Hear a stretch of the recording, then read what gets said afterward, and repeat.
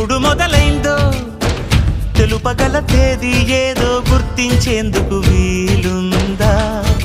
ప్రణయం ఎవరి హృదయంలో ఎప్పుడు ఉదయిస్తుందో గమనించే సమయం ఉంటుందా? ప్రేమంటే ఏమంటే చెప్పేసి మాటుంటే ఆ మాటకి తెలిసేనా ప్రేమంటే?